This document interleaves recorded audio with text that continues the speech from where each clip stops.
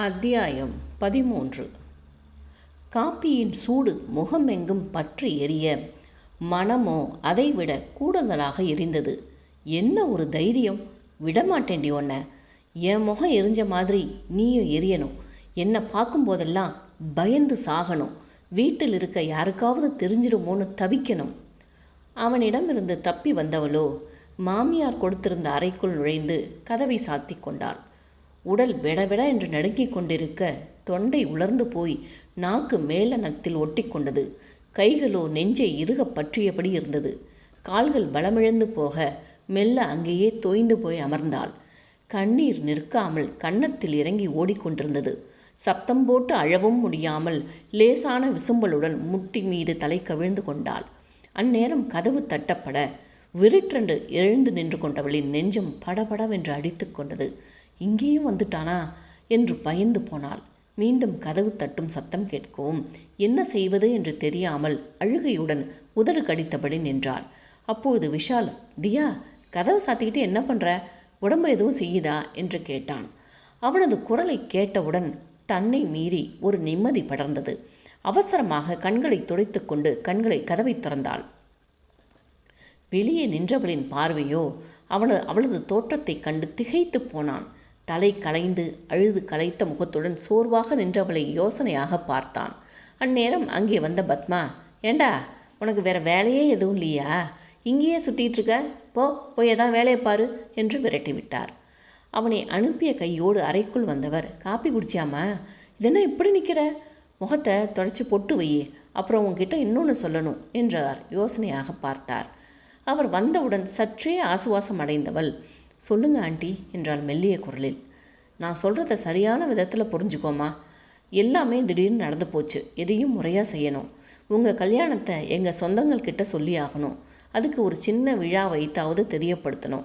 அதுக்கு முன்னே அவன் அப்படி இப்படின்னு நடந்துக்க முயற்சி பண்ணால் நீ தான் புத்திசாலித்தனமாக விலகிடணும். உனக்கும் நித்யா வயசு தான் ஆகுது. அதனால் அவசரப்படாமல் இருக்கிறது நல்லது. ஏன்னா நான் சொல்கிறது புரியுதா? அவர் கூறியதை எண்ணி அவளுக்கு கண்கள் கரித்து கொண்டு வந்தது. இதையெல்லாம் உங்கள் மூத்த பிள்ளைகிட்ட சொல்லுங்க அத்தை.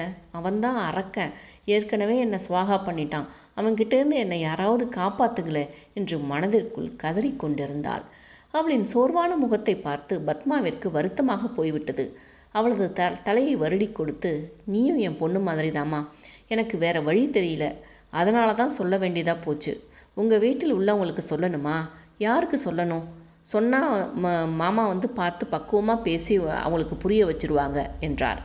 அவரின் அந்த அன்பு அவளின் சூழ்நிலைக்கு மருந்தாக அப்படியே அவர் தோளில் சாய்ந்து அழுது விட்டாள். இதை சற்றும் எதிர்பார்க்காத பத்மா அதிர்ந்து போய்விட்டார். அந்நேரம் அந்த அறையை கடந்து சென்ற செல்வநாயகத்தையும் அவளின் அழுகை நிறுத்தியது. நித்யாவும் அப்பொழுது அங்கேதான் இருந்தாள். அவளுக்குமே முதலாக தனது செயல் தவறாக இருக்குமோ என்று சந்தேகம் எழுந்தது. தோழியிடம் பேசி இருக்க வேண்டுமோ என்கிற எண்ணமும் எழுந்தது. தன்னை மீறி அவளின் முதுகை வருடி கொடுத்து, எல்லாம் சரியாகிடுமா, நாங்கள் இருக்கோம், கவலைப்படாதே என்றதும் கண்ணீருடன் அவரின் கையை பற்றி கொண்டவள், சரியாகிடுமா ஆண்டி, உண்மையிலே சரியாகிடுமா என்றாள் பரிதவிப்புடன். அவளின் கண்களில் தெரிந்த தவிப்பு, வலி, வேதனை அவரை என்னவோ செய்தது. இந்த பெண்ணுக்கு நிறைய பிரச்சனைகள் இருக்கும் போலிருக்கு. எது எப்படி இருந்தாலும் என் மகனுக்கு மனைவியாகிவிட்டாள். இவளின் வேதனைகள் அனைத்தையும் துடைக்க வேண்டியது என் பொறுப்பு என்று எண்ணிக்கொண்டார். நிச்சயமாக எல்லாம் சரியாகிடுமா. நீ முதல்ல முகத்தை கழுவி தொடச்சி பொட்டு வச்சுட்டு வா. பூஜை அறையில் வந்து விளக்கேத்து, எல்லாம் அவன் பார்த்துப்பான் என்று அவளது தோளை தட்டி கொடுத்து விட்டு நகர்ந்தார். செல்வநாயகத்திற்கு மனைவியின் செய்கையை கண்டு பெருமிதமாக இருந்தது. இதுதான் பத்மா. மோசமான பிரச்சனைகளை கூட அழகாக கையாண்டு விடுவார். பத்மாவிற்கு ஏமாற்றமாக இருந்தாலும் அதை மறைத்து மருமகளின் அழுகையை கண்டு அவளை சமாதானப்படுத்தியது அவரின் இயல்பை வெளிப்படுத்தியது. அறையை விட்டு வெளியே வந்த மனைவியை பார்த்து புன்னகைத்துவிட்டு தோட்டத்து பக்கம் சென்று விட்டார். நித்யாவோ லேசான குற்ற உணர்ச்சியுடன் அன்னையிடம், எதுக்குமா அழுதா? நீதான் அவளை ஏற்றுக்கிட்டியா, அப்புறம் எதுக்கு இந்த அழுக? மகளை முறைத்து, அவளும் இப்போ அவள் எதிர்பார்க்கவே இல்லைம்மா இந்த கல்யாணம் நடக்கும்னு. உன்ன மாதிரி தானே, சின்ன பொண்ணு தானே, என்ன இருந்தாலும் நீயும் அவளுக்கு கொஞ்சம் ஆதரவாக இருந்திருக்கலாம். நடந்த சம்பவங்களோட அழுத்தம் அவன் மனசில் இருக்கும், அதை வெளிப்படுத்திட்டா. அப்புறம் நித்யா அவள் உனக்கு ஃப்ரெண்டாக இருக்கலாம், ஆனால் அண்ணி முறை. அதனால் அவ இவனு பேசாத, முக்கியமாக பேர் சொல்லாத. சிறிது நேரம் நதியாவின் மேல் தோன்றிய இரக்கம் மறைந்து போக, நான் என்ன கூப்பிட போகிறேன், அவ யாரோ நான் யாரோ என்று விட்டு அங்கிருந்து சென்று விட்டாள். பெருமூச்சுடன் பூஜை அறையை நோக்கி சென்றவரை மாடிப்படியிலிருந்து வந்த சத்தம் அங்கே பார்க்க வைத்தது. அவரது மூத்த மகன் கிருஷ்ணா கையில் பெட்டியுடன் வந்து கொண்டிருப்பதை கண்டார். என்ன பிரச்சனை நடந்தாலும் இந்த குடும்பத்துக்கும் இவனுக்கும் சம்மந்தம் இல்லாத மாதிரியே நடந்துப்பான் என்று சலிப்பாக நினைத்துவிட்டு, கிளம்பியாச்சா என்றார். அவரின் முகத்தை பார்த்து, மும்பை போகிறேன், வர 10 நாள் ஆகும் என்றான். அப்போதுதான் அவரது முகத்தை கண்டவர், என்ன கிருஷ்ணா இவ்வளவு செவந்து போய் கிடக்கு, என்ன ஆச்சு என்றார் பதட்டத்துடன். ஒரு க்ரீம் புதுசாக ட்ரை பண்ண, அது ஒத்துக்கலை என்றான் எரிச்சலுடன். டாக்டர்கிட்ட காமிக்கலையா? சற்றே எரிச்சலுடன் கூடிய குரலில், மா வழியை விடுறீங்களா, சும்மா நொய் நொய் நொய் நொய்னுட்டு என்று கடித்து வைத்தான். அப்பொழுது தனது அறையிலிருந்து வெளியே வந்த நதியா அங்கே அன்னையிடம் நின்று பேசிக்கொண்டிருந்தவனை கண்டதும் திகைத்து நின்று விட்டாள். அதிலும் பத்மாவிடம் அவன் பேசிய முறையை கண்டு பயந்து போய் நின்றாள். அந்நேரம் அவளை கவனித்து விட்ட பத்மா, வாம்மா நீ ஒன்றும் பயப்படாத, இவன் இப்படி தான் குதிச்சுட்டு கிடப்பான் என்று அசால்ட்டாக கூறிவிட்டு பூஜை அறையை நோக்கி சென்றவர், மும்பை போனாலும் ஒரு ஃபோனாவது பண்ணு, உன்னை பெத்தவங்கன்னு நாங்கள் இங்கே இருக்கோம் என்று சொல்லிவிட்டு உள்ளே சென்று விட்டார். அவன் மும்பை செல்கிறான் என்கிற செய்தி கேட்டதும் மனதில் நிம்மதி எழுந்தது. அதே சமயம் சனியன் நிரந்தரமாக ஓய்ந்தால் தேவலாம் என்று எண்ணினாள்.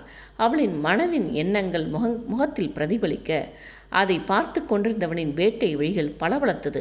அவள் அருகே சென்று, என்ன நிம்மதியாக இருக்கலாம்னு தோணுதா? விடமாட்டேன்டி, ஒவ்வொரு நாளும் என்னவாகும்னு நினச்சே சாகணும் என்று கூறிவிட்டு வாசலை நோக்கி நடந்தான். அவனது பேச்சை கேட்டு வியர்த்து நின்றவளை விஷாலின் அறை கதவு திறக்கும் சத்தம் கலைத்தது. எதிரே அவளை பார்த்ததும் கண் சிமிட்டு, என்ன எப்போ பார்த்தாலும் என்றுமோ பார்த்துக்கிட்டே நிற்கிற என்றான் விஷமமாக. வாசல் வரை சென்றவனின் காதில் இது விழ அவனது கண்கள் தன்னையும் மீறி சிவந்து போக வலிய வரவழைத்து கொண்ட புன்னகையுடன் விஷாலிடம் சென்றவன், என்னடா ரொமான்ஸா என்றான். அண்ணனை அங்கு எதிர்பார்க்காது திகைத்து போய் லேசான வெட்க புன்னகையுடன், அது என்று இழுத்தான். உன்னை பிடிச்சு தள்ளிவிட்டாலும் அவன் மேலே ரொமான்ஸ் வருது உனக்கு என்றவனின் பார்வை நதியாவை சீண்டியது. இந்த கேள்வியில் நதியா அதிர்ந்தாலும் விஷாலிற்கு அண்ணனின் பேச்சு புதிதாக தெரிந்தது. அதிலும் அவனது பார்வை நதியாவை தீண்டிச் செல்வதைக் கண்டு யோசனையாக பார்த்தான். அவன் இப்படி யார் விஷயத்திலும் மூக்கை நுழைப்பவன் இல்லை. அதிலும் அந்தரங்கமான விஷயத்தை பொதுவில் பேசுகிறானே என்று கிருஷ்ணாவே ஆராய்ந்தான். தம்பியின் பார்வை தன் மீது பதிந்ததுமே சுதாரித்து கொண்டவன், என்னடா வெட்கமாக இருக்கா, விடு விடு, நான் மும்பை கிளம்புறேன், வர 10 நாள் ஆகும், அதுக்குள்ளே உன்னோட டார்கெட்டை அச்சீவ் பண்ணிடு என்று நக்கலடித்தான். அண்ணனின் பேச்சு முகம் சுளிக்க வைப்பது போல இருப்பதைக் கண்டு சற்றே எரிச்சலுடன், என்னாச்சு முகம் இப்படி செவந்திருக்கு? அதை பற்றி கேட்டதும் கடுப்பானவன், அதை விடுறா நான் கிளம்புறேன் என்று வாசலுக்கு சென்றான். அப்போது வாயிலில் ஒரு போலீஸ் ஜீப் வந்து நின்றது. அதை கண்டு யோசனையுடன் பெட்டியை கீழே வைத்துவிட்டு நின்றான்.